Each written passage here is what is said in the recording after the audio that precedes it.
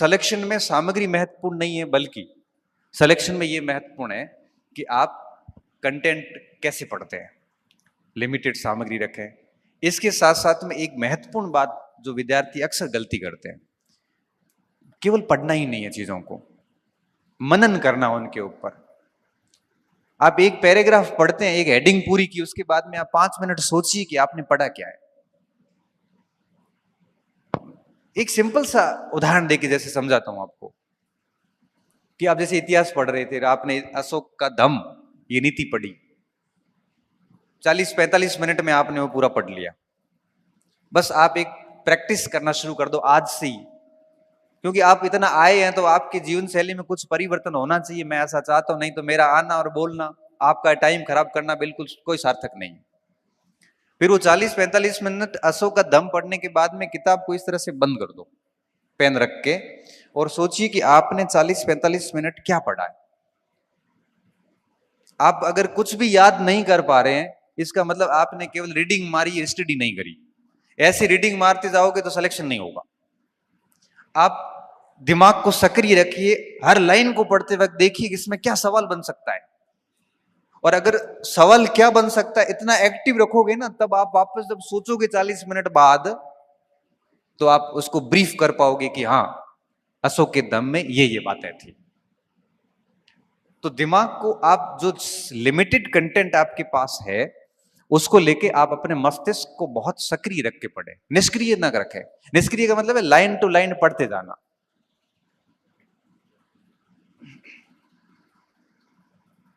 बहुत जरूरी होता है सक्रिय रखना।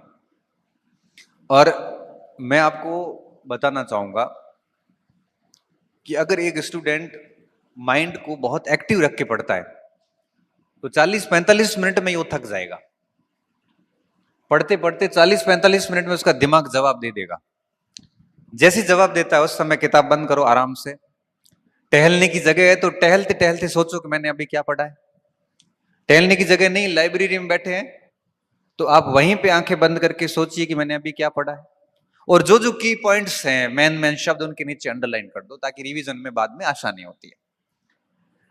बस इस तरह से एक खोजी स्टूडेंट बनिए। खोजी स्टूडेंट समझते हो कि मुझे आपने ये किताब दी, ये पेज दिया, मैं इसमें से पूरा पढ़ के अगर निकाल लूं कि इसमें ये सवाल बन सकते हैं, आरपीएससी ऐसे बना सकती है, बोर्ड ऐसे बना सकता है, इससे बढ़िया खोजी स्टूडेंट क्या हो सकता है। और खोजी स्टूडेंट कभी फेल नहीं होते।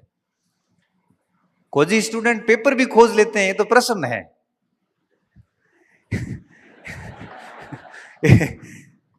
इसलिए हमारे को बहुत खोजी स्टूडेंट रहना है और कंटेंट से प्रश्न निकालने हैं, और बहुत एक्टिव माइंड्स के साथ। कई बार क्या होता है, बच्चा पूरा पढ़ के मेरे पास आता है, कई बार बोलता है सर याद नहीं हो रहा है। फिर पूछता हूं कि पढ़ा ही नहीं ठीक से, याद कैसे होगा, रिवीजन किया नहीं। जब हम पढ़ते थे मुझे अच्छे से याद है कि हम क्या करते थे, मैं रघुनाथ, हमारे 3-4 का ग्रुप था, हम कहते थे कि आज क्या पढ़ा है, किसने क्या पढ़ा, हमारा टाइम टेबल सबका फिक्स था। पढ़ने के बाद हम एक दूसरे से प्रश्न करते थे। अब जैसे मौर्य काल पढ़ा या जैसे भूगोल में भूकंप पढ़ा, तो अब वो साथ वाला साथी पूछता था कि पी तरंग क्या होती, बता फटाफट शॉर्ट में 3 बातें बता दे। अब शॉर्ट में 3 बातें कहां से बताएंगे, दिमाग एक्टिव था नहीं, लाइनें पढ़ के आए हैं हम तो, और ये पिछले 2 साल से लाइनें पढ़ रहे हैं। लाइनें आप अगर 2 साल भी पढ़ोगे ना तब भी याद नहीं होगा। परीक्षा में पढ़ा हुआ सवाल आएगा लेकिन उत्तर आपसे नहीं निकलेगा। ऐसा आपके साथ होता है कि साहब पढ़े हुए सब थे लेकिन हुए नहीं, पढ़े हुए थे लेकिन हुए नहीं। इसके पीछे क्या कारण है? कारण यही था कि माइंड एक्टिव नहीं था, याद किया नहीं, और याद किए बिना वहां पे होना नहीं। क्योंकि केवल विद्यार्थी को पढ़ना ही थोड़ी है, उसको याद भी करना है। तो दिमाग को एक्टिव रख के पढ़िए। इसके साथ साथ में मैं आपको, पढ़ाई के साथ साथ में कुछ चीजें और भी होती है, व्यक्ति को बहुत ध्यान रखनी होती है। जैसे लाइब्रेरी में बैठते हो या रूम पे पढ़ते हो, कई बार बच्चे कहते हैं सर मैं गांव में पढ़ रहा हूं, कई लोग लाइब्रेरी में पढ़ते हैं। एक मानसिकता आ जाती है कहीं ये लोग हमारे से आगे नहीं चले जाए। मैं सर ये यूट्यूब पे चलने वाली मैराथन क्लासें नहीं देख रहा हूं, कहीं मैं दुनिया से पीछे तो नहीं रह गया हूं। मैं सर डेली करंट की क्लासेज आती है आधा घंटा, वो मैं नहीं देख रहा हूं, मेरा साथी देख रहा है, मैं कहीं पीछे तो नहीं रह रहा हूं। मैं सर उस पे टेलीग्राम पे कई सारे प्रश्न आते हैं, उन प्रश्नों के उत्तर नहीं देता हूं, मेरे सारे साथी देते हैं, कहीं मैं पीछे तो नहीं रह रहा हूं दुनिया से। मैं कहता हूं भाई तू आगे है दुनिया से, अगर इस कचरे से बाहर है तो दुनिया से आगे है। अभी टेलीग्राम पे कोई भी आके कुछ भी फालतू का प्रश्न करके पूछ के सो जाता और आप 4 घंटे परेशान। और जनरली मनुष्य की प्रवृत्ति क्या होती है, प्रश्न वो वही पूछता है जो उसको आ नहीं रहा है और उसको कहीं मिल नहीं रहा है, वो पूछ लो। बहुत टेढ़ा सा प्रश्न, बाल की खाल निकाल के वहां डाल देगा, जिसका परीक्षाओं से कोई लेना देना है नहीं। और हम उस प्रश्न को लेके परेशान है। परेशान इस बात को लेके है कि आपकी सामग्री से सवाल नहीं आया, परेशान इस बात को लेके है कि इतना पढ़ने के बाद में भी आपको उसका उत्तर नहीं आया, जबकि उसका कोई मतलब नहीं होता।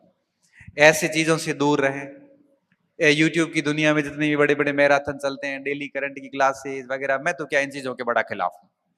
मैं तो ये कहता हूं कि ठीक है 7 दिन में एक आधा देख लो, या फिर कोई एक आधी 2 महीने की किताब लाके पढ़ लो, मेन तो सब्जेक्ट पे काम करो। ये मैराथन से कुछ नहीं होता, किताबें पढ़नी पड़ती हैं बढ़िया तरीके से। कोचिंग कर रहे हो तो कम से कम कोचिंग के बढ़िया नोट्स वोट्स से वही रटो कम से कम।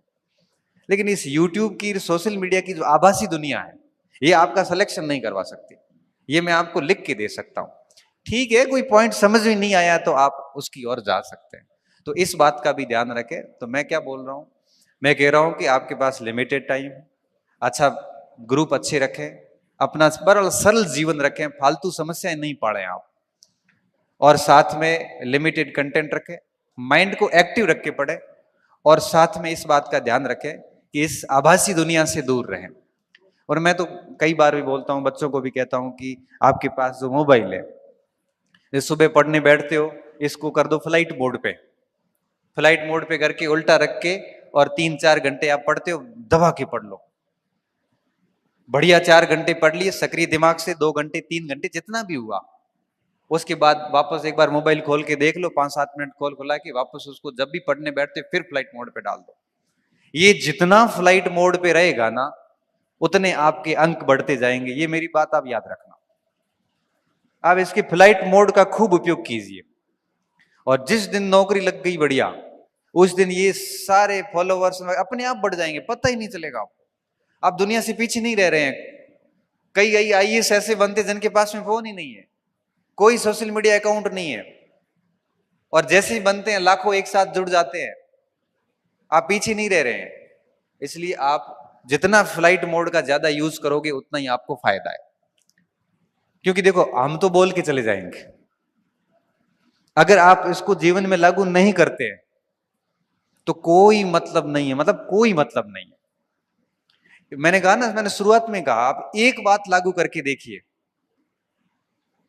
क्योंकि आप केवल आप नहीं है, आप अपने पूरे परिवार का रिप्रेजेंट कर रहे हैं। यहाँ पे बड़ी भावनात्मक उम्मीद है आपसे जुड़ी हुई है कि मेरा बच्चा या बच्ची बाहर है, तैयारी कर रही है, नौकरी लगेगी।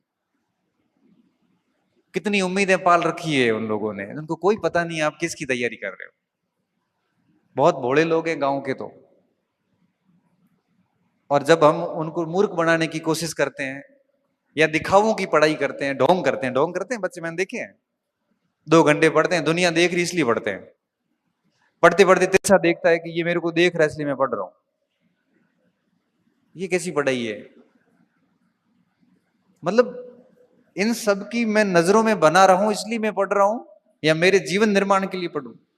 अगर आप इस तरह से पढ़ रहे हो कि ये लोग मुझे देख रहे हैं मैं पढ़ूं, तो भैया रिजल्ट इतने घातक आएंगे इसके कि जो लोग देख रहे थे वही लोग सबसे पहले मजाक बनाएंगे, और फिर आप सह नहीं पाओगे। इससे बेहतर यह कि हर दिन अपने ऊपर काम कीजिए, अपनी कमियों को एक्सेप्ट कीजिए कि मेरे ये पोर्शन कमजोर है, अपनी खूबियों को एक्सेप्ट कीजिए, किताब को पूरा पढ़िए, सिलेबस पूरे तैयार कीजिए, एक एक लाइन चेक कीजिए क्या कहना चाहती है। तब जाके इतनी बढ़िया समझ विकसित होती है कि 2 साल तो बड़ी लंबी अवधि है, 1-1.5 साल के अंदर ही नौकरी लग जाती है।